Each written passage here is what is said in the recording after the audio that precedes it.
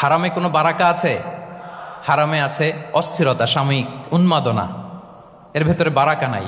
হালালের ভেতরে আল্লাহ তাআলা বারাকা ঢুকিয়ে দিয়েছেন।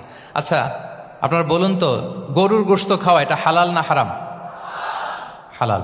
কুকুরের গোশত খাওয়া হালাল না হারাম?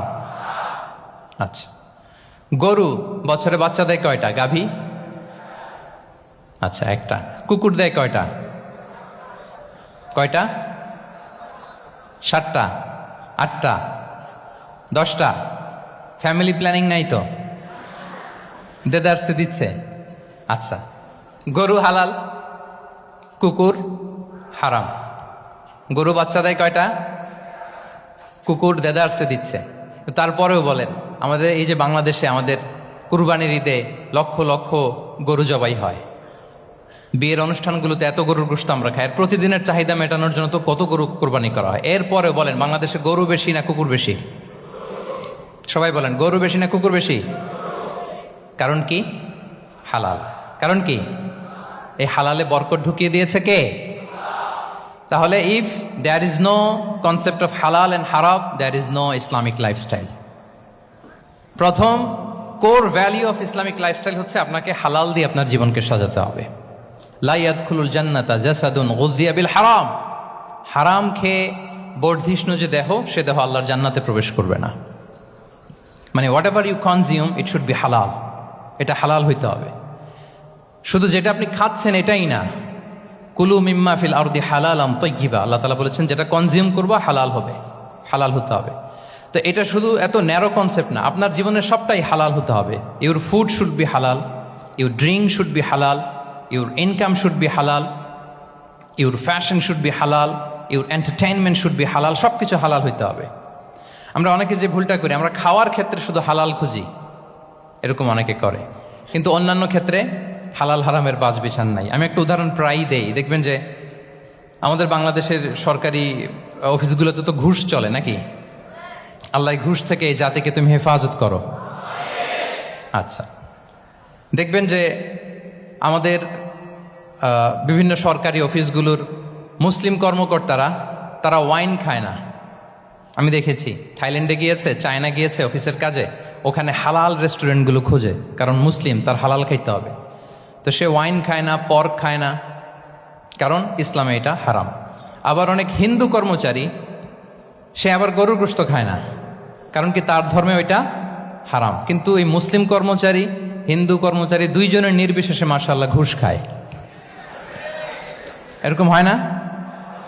দেখেন, মুসলিম ওয়াইন খায় না, পর্ক খায় না, তার ধর্মে হারাম।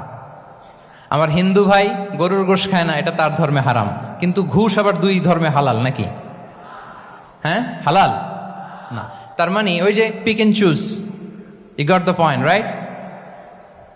পিক এন্ড চুজ করেছে যে আমার ধর্মের এই নিয়ম আমি মানবো, কারণ এটা আমার জন্য খুব ফ্লেক্সিবল, এটা খুব ভালো লাগে। কিন্তু যেটা কঠিন হয়ে যাচ্ছে, যেটা তার বিরুদ্ধে দাঁড়াচ্ছে, ওইটা সে মানে না। তাহলে পিক এন্ড চুজ করার কোনো সুযোগ? আমরা আমাদের গোটা জীবনকে হালাল দিয়ে সাজাইতে হবে, তাহলে your lifestyle will be Islamic lifestyle. এই কথাটা কি বুঝতে পেরেছেন? তাহলে ইউর ফুড শুড বি হালাল, ইউর ড্রিঙ্ক শুড বি হালাল, ইউর ফ্যাশন শুড বি হালাল, ইউর ইনকাম শুড বি হালাল, ইউর এন্টারটেনমেন্ট শুড বি হালাল, even your relationship should be হালাল। ব্যাপার কি? এটার এত আওয়াজ বেড়ে গেল।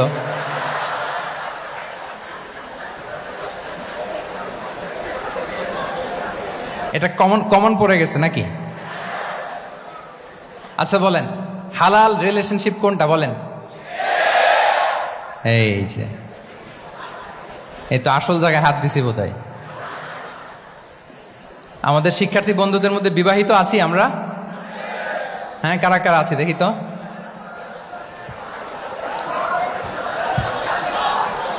দেখি দেখি, মাশাআল্লাহ মাশাআল্লাহ, ঠিক আছে ঠিক আছে। আমাদের বোনরা উপরে আছেন, মাশাআল্লাহ, অনেকে হাত তুলেছেন, আলহামদুলিল্লাহ। এই তো আমাদের যারা হাত তুলছেন তাদের জন্য একটা তাকবীর দেই আমরা, আল্লাহু আকবার। এই যে আপনারাই বলেছেন, আমার কোনো লিগ্যাল অপিনিয়ন দেওয়ার প্রয়োজন হচ্ছে না, যে হালাল রিলেশনশিপ হচ্ছে বিয়ে। তাহলে বিয়ের বাইরে যদি আমার কোনো রিলেশনশিপ থাকে, হালাল না হারাম? ফতোয়া দিচ্ছে কে? আমি?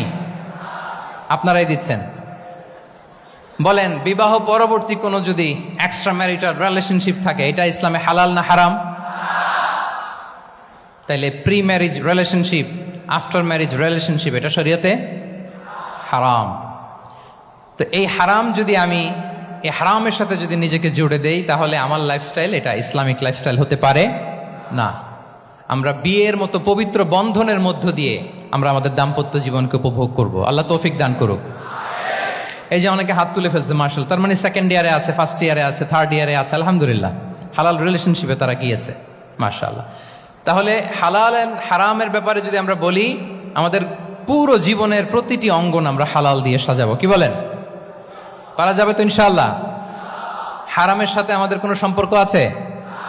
হ্যাঁ, আমরা সবকিছু হালাল দিয়ে সাজাবো তো? হারামকে আমরা না বলে দিব, না, নো।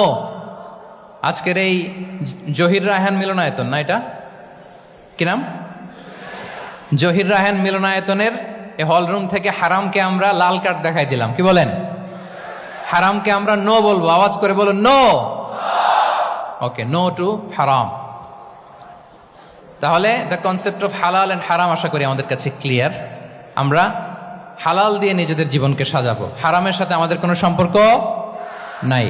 তাহলে একটা ট্রেইট আমরা শেয়ার করলাম, একটা কোর ভ্যালিউ শেয়ার করলাম, যে আমরা যদি হালাল মেনটেন করতে পারি আমাদের জীবনে, এটা হচ্ছে one of the core values of Islamic lifestyle.